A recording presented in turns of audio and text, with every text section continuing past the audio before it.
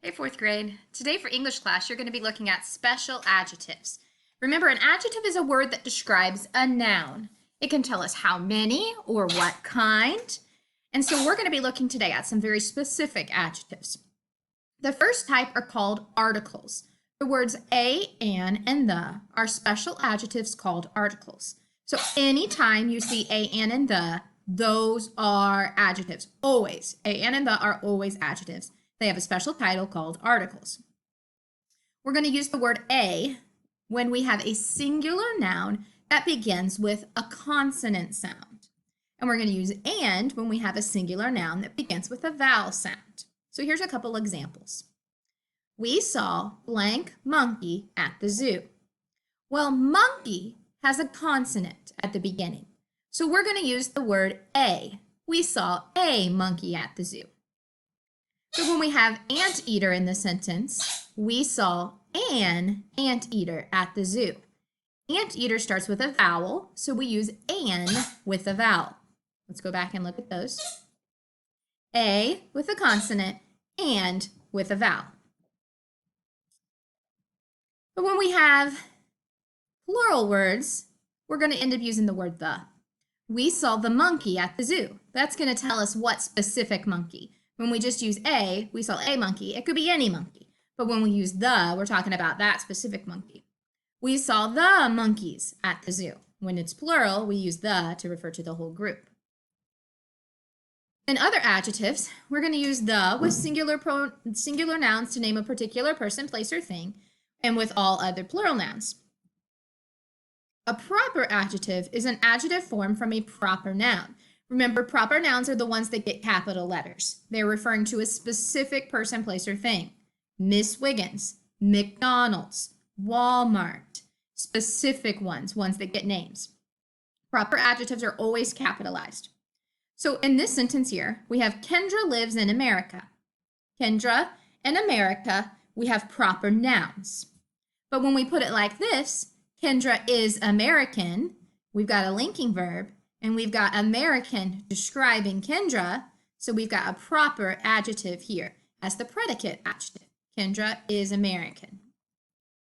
So when you're guided practice, first our diagram. When we're diagramming them, they go right underneath the noun they're describing, just like we've done here in the last lesson. So in the sentence, the Chinese restaurant is busy today. We have restaurant as our subject. Is our verb. So we'd have restaurant in the first spot, is in the second spot. And then something is describing restaurant. What kind of restaurant? Chinese restaurant. Which restaurant? The restaurant. So on these lines down underneath, we would write the and Chinese, both getting a capital letter because they're capitalized in the sentence. Now on our work page, the first section says, write the article a or an in each blank. So we have peanut, consonant, would get a. Alligator, vowel, gets an. Then you have igloo, that's a vowel, it would get an. School, consonant, a. The next section says underline the correct article to complete each sentence. So here we've got a special type of cactus, saguaro cactus, looks like arms reaching into the sky. Well, we've got a consonant, so we know it's not an, so it would be the. Barrel cactus gets its name from a barrel shape. Barrel is a consonant, so we're not going to use an, we're going to use the. Number 7, prickly pear cactus has long thorns for protection. Well, prickly has a consonant, so we're going to use a. Juice made from the aloe plant is good medicine. Well, juice has a consonant, so you're going to use a. Then for the next section, you need to underline the proper adjective in each sentence. The Ceronian Desert is the home of the saguaro cactus. Well, we've got what kind of desert? The Sonoran. So that's our proper adjective. The ambassador is Mexican. Oh, number 10. My favorite place to eat is a Japanese restaurant. What kind of restaurant? Japanese. That's your capitalized word. Now for 11 and 12, you need to capitalize the proper adjective. So the ambassador is Mexican. Mexican is describing ambassador, and it needs to be capitalized. Number 12, an Italian diplomat greets him at the airport. What kind of diplomat? Italian. So you need to capitalize Italian, telling us the specific country he's from. Then we've got a sentence to diagram. The new teacher is Chinese. Well, who or what is the sentence about? Teacher, subject. What is our verb? Am, is, are, was, were. Those are linking verbs. So is our linking verb. And then we've got two adjectives describing teacher in the front. The teacher, new teacher. But then we also have a proper adjective at the end. What kind of teacher? Chinese teacher.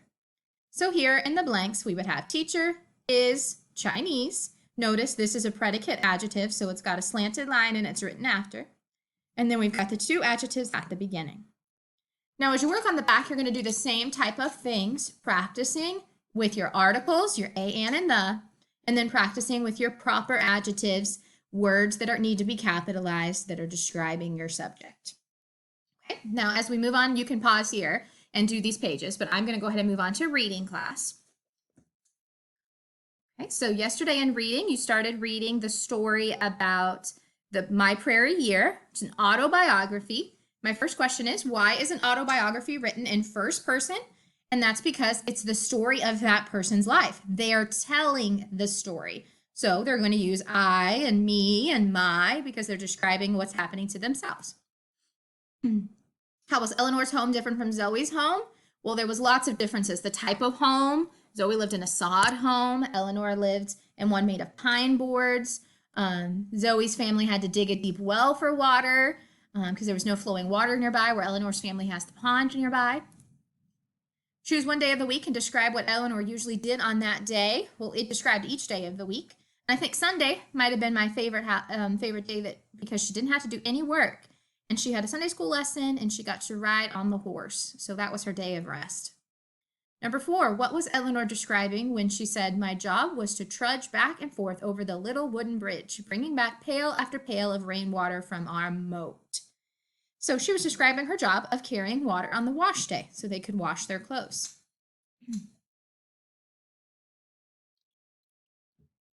And then the last question here, what can you almost feel based on Eleanor's description of her job of carrying the water?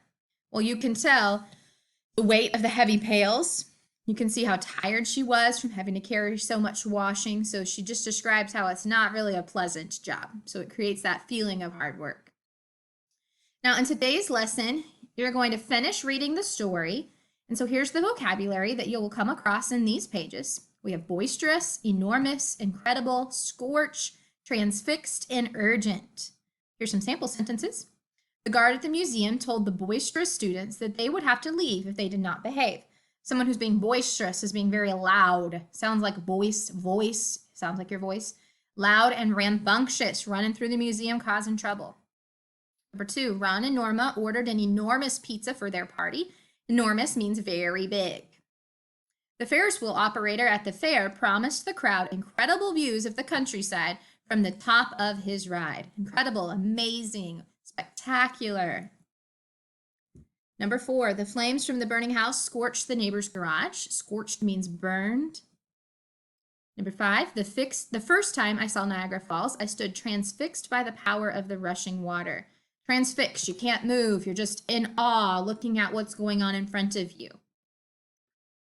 The pilot urgently asked the passengers if there was a doctor on the plane. Urgent means quickly with strong, like a strong desire. You're in a hurry. You're urgent.